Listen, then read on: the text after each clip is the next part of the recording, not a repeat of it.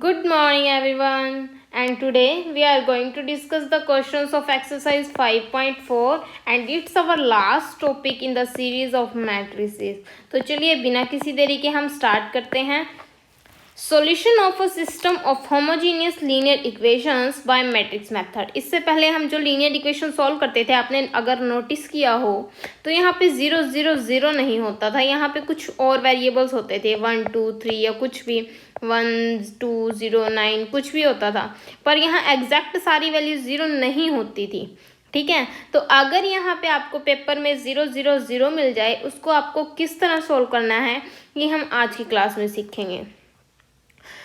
ये हमें किस टाइप से दिया होगा, a1x plus b1y plus c1z is equal to 0, a2x plus b2y plus c2z is equal to 0 and a3x plus b3y plus c3z is equal to 0. यहाँ पे ये क्या है, coefficients of x, coefficients of y and coefficients of z. तो इसको बोलते हैं हम होमोजीनियस लीनियर इक्वेशंस. अब इसको लिखते कैसे हैं, उसको लिखते थे हम ax is equal to b और इसको लिखते हैं हम ax is equal to O. अगर आप डिफ्रेंशिएट करके लर्न करोगे तो आपको पहले से ज़्यादा मैटर याद रहेगा, ये आप बात हमेशा ध्यान में रखना, राइट. तो a की वैल्यू क्या आ गई मेरे पास, a1 b1 c1 a2 b2 c2 and a3 b3 c3. ये मेरे पास a की वैल्यू आ गई, x की वैल्यू x y z और o की वैल्यू तो 0 0 0 ही है. वहाँ पे जब हम इक्वेशन सॉल्व करते थे क्या आता था, x is equal to a inverse of b, पर यहाँ पे तो b 0 है और अगर हम b को किसी से भी मल्टीप्लाई करेंगे तो वो सारा चीज़ ख़त्म कर देगा. लेकिन वहाँ पे आपको अगर एक बात नोटिस की हो आपने, सबसे पहले हम क्या फाइंड आउट करते थे, डिटरमिनेंट ऑफ a.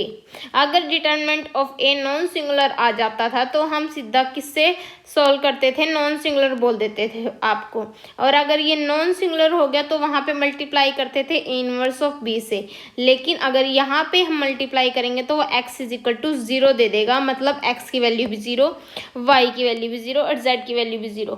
तो हम इसको डायरेक्ट जब भी हमारे पास याद रखना है आपको, मेरे पास जब भी a inverse determinant of a जब भी मेरे पास नॉट इक्वल टू 0 आ जाए तो वो बन जाता है ट्रिवियल सॉल्यूशन. ट्रिवियल सॉल्यूशन का मतलब जहाँ पे x भी 0 है, y भी 0 है और z भी 0 है. याद रहेगा. चलिए अब देखो, ये तो था फर्स्ट केस. अब बात करते हैं सेकंड केस की. सेकंड केस क्या कहेगा आपको, अगर मेरे पास determinant of a equal to 0 हो जाता है, बाय चांस मेरे पास determinant of a not equal to 0 ना आके इक्वल टू 0 आ जाता है, तब क्या होगा, तब वहाँ पे होता था हम adjoint of a into b निकालते थे. लेकिन यहाँ पे तो ऐसा कुछ नहीं होने वाला क्योंकि मेरा b ऑलरेडी क्या है, ओ है. तो इसको बोल लेंगे हम नॉन ट्रिवियल सॉल्यूशन. जैसे उसमें केस होता था ना मैनी सॉल्यूशंस का, यहाँ पे भी सेम वही केस होगा कि non trivial solution. Non trivial के दो ही केस होते हैं, या तो उसके मैनी सॉल्यूशन होंगे या फिर उसका कोई भी सॉल्यूशन नहीं होगा. मतलब उसमें जो ये adjoint of a into B निकालते थे वो दोनों केस एक ही चीज़ में हमारे कंटेन हो जाएंगे. इतनी बात क्लियर है. पिछले से याद करके पढ़ोगे तो इजीली आपकी कंसेप्ट क्लियर होते चलेंगे. हमने वो कैसे किया था और ये कैसे कर रहे हैं, इजीली आपका हो जाएगा. अब इसके थ्रू एग्जाम्पल्स हम कर लेते हैं ताकि हमको ये ज़्यादा क्लियर हो. सबसे पहले फर्स्ट एग्जाम्पल्स क्या कहता है हमारा 10th, solve the following system of homogeneous equations. क्या इक्वेशंस दी हुई हैं, 3x plus y minus 2z is equal to 0, x plus y plus z is equal to 0 and x minus 2y plus z is equal to 0, right. सबसे पहले क्या करेंगे, coefficients of a लिखेंगे. लिख लिए. अब हमें क्या निकालना था, यहाँ पे डिटरमिनेंट ऑफ a निकालिए. डिटरमिनेंट ऑफ a, जब हमने डिटरमिनेंट ऑफ a निकाला मेरी वैल्यू क्या आई, 15 आई. क्या 15 0 के इक्वल नहीं है, तो फर्स्ट केस का मतलब नॉन सिंगुलर है.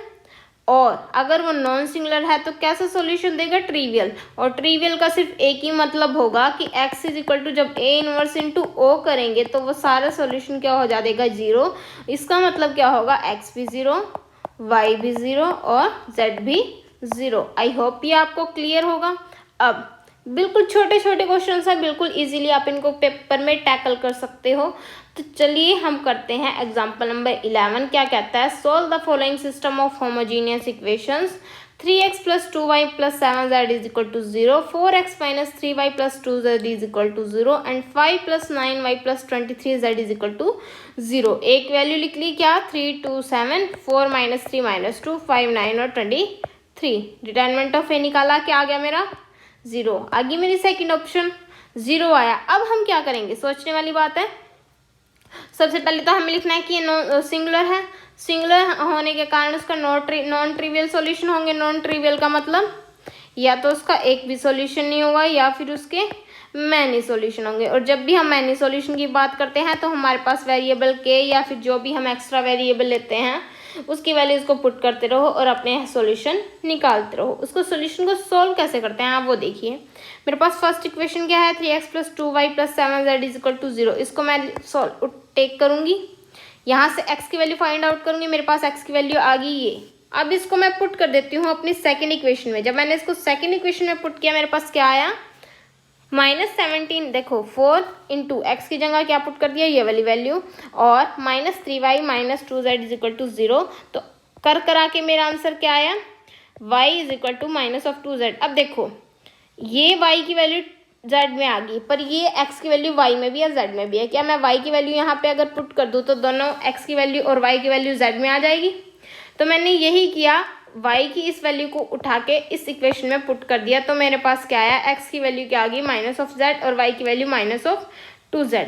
अब जैसे जैसे हम x को z को वेरी करवाते रहेंगे वैसे वैसे y और x की वैल्यू भी क्या वेरी करती रहेगी, राइट। तो हमें पुट कौन सी चीज़ करनी पड़ेगी, क्योंकि दोनों चीज़ें बेस हैं z पे, तो हम z को ही पुट कर लेते हैं। हमने z को पुट कर लिया k, z को क्या पुट कर लिया k। यहाँ से हमारा क्या क्या k क्या है, कोई आर्बिट्रेरी नंबर है, आर्बिट्रेरी रियल नंबर है। ये बात ध्यान रखना कि आर्बिट्रेरी रियल नंबर है, ना कि इमेजिनरी। तो x की वैल्यू क्या आएगी, x की वैल्यू क्या थी -z, तो x की is equal to -k, y is equal to -2k and z equal to k। बस इतना करने से ही हमारा क्वेश्चन हो जाता है सॉल्व। जैसे जैसे हम k की वैल्यू को वेरी करवाते रहेंगे वैसे वैसे हमारे पास x और y की वैल्यू भी वेरी करती रहेगी। तो अब चलते हैं एग्जाम्पल नंबर 12 पे। इस टाइप के क्वेश्चन हम कल की वीडियो में करेंगे वैसे, लेकिन फिर भी मैं आपको एक क्वेश्चन बता देती हूँ। The sum of 3 numbers is 6 if the third number is multiply by 3 and added to second number. अब देखो फर्स्ट चीज को हम कैसे लिखेंगे, the sum of 3 number is 6। Sum of 3 का मतलब x ले लो, y ले लो और z ले लो। सम ऑफ 3 नंबर्स हो गया, ये क्या है 6। एक कंडीशन पूरी होगी। If third number is multiply by 3, जो तीसरा नंबर क्या लिया था z, इसको मल्टीप्लाई कर दो 3 से and added to the second number क्या था y, तो इट बिकम्स 11। ये वैल्यू क्या देती है 11।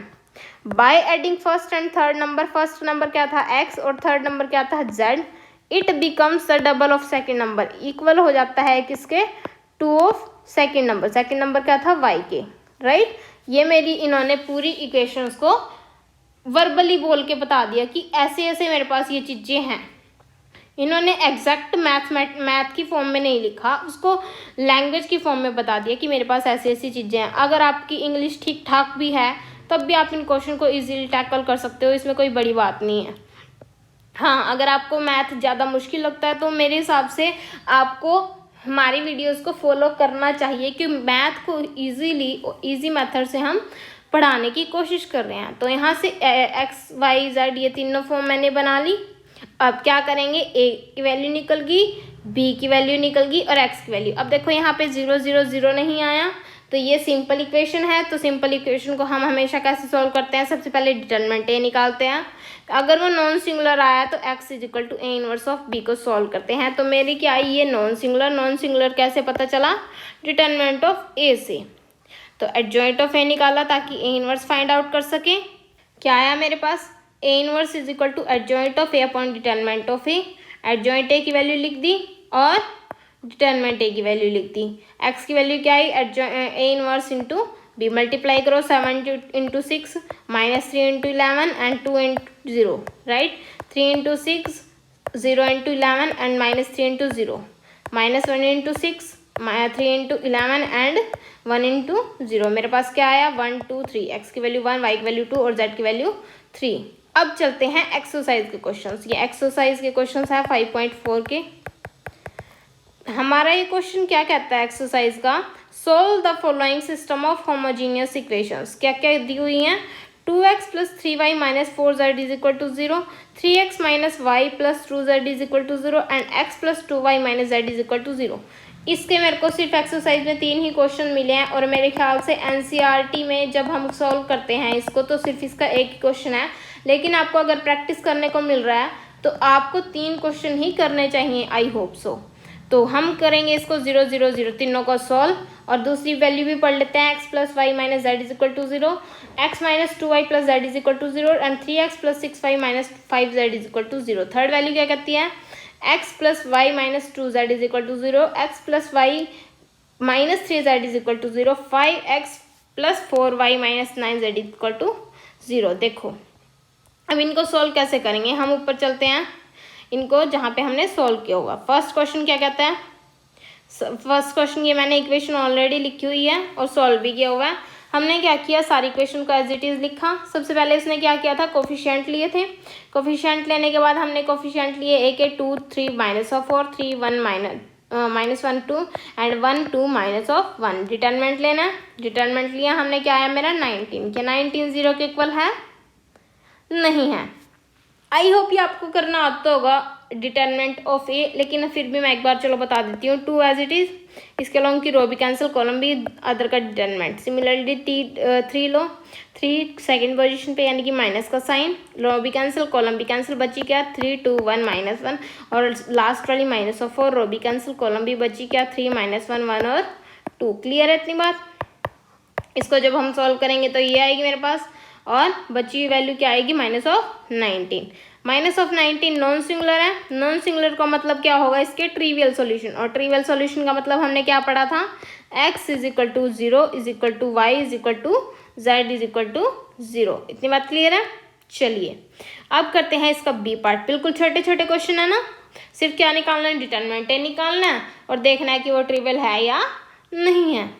तो x + y - z = 0, x + -2y + z = 0 and 3x + 6y - 5z = 0। Coefficients लिए सबके, डिटरमिनेंट निकाला, डिटरमिनेंट क्या आ गया मेरा, 4 + 8 - 12 = 0। अब 0 आ गया तो इसका मतलब क्या है, सिंगुलर है, और सिंगुलर है तो ये कौन से सॉल्यूशन देंगे, नॉन ट्रिवियल। नॉन ट्रिवियल कैसे निकालते हैं, फर्स्ट वैल्यू लो, उसमें से x की वैल्यू निकालो। फर्स्ट इक्वेशन ली, उसमें से निकाल दी x की वैल्यू।